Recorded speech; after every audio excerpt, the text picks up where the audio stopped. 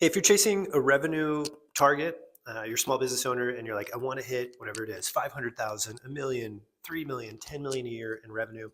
And that's solely what you're aiming for. Just a word of wisdom here. We've fallen into this trap before. We've tried to chase a revenue number. We wanted to cross a million a year in revenue. And, I remember when we got there, it was actually a couple months that we paid ourselves the least in take home pay. And it's just one of those things where it's such a great reminder that you can chase after a revenue target. And to the external world, it looks so cool. And for you, for us internally, it was a goal we set, and so it was great to hit there.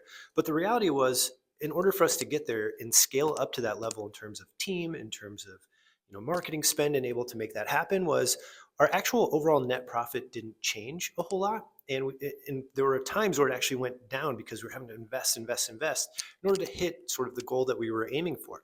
And so all that's to say is you might look at other people who have a 5 million a year business, $20 million a year business, whatever it is, and you might not really know behind the hood how much they're actually being able to pay themselves as the owner or their team based on their margins. And so one of the things that's really changed for us, and if I were to start again, and it's honestly something we're constantly sort of looking at, is let's chase profitability over a revenue target just for the sake of a revenue target. So instead of chasing after 10 million a year in revenue, can we chase after $1 million a year in profit?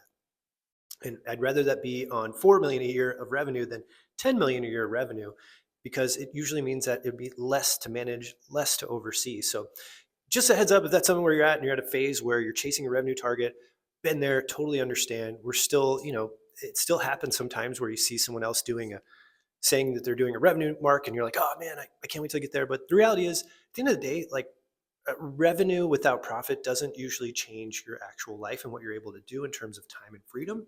And so that's why when we work with clients, we're really looking at, from an owner standpoint and a team standpoint, what's the profit that we need to keep in the business for everyone to be able to do the things that they really want to do, and it's going to impact our lives. So this isn't a, hey, go chase profit for the sake of profit.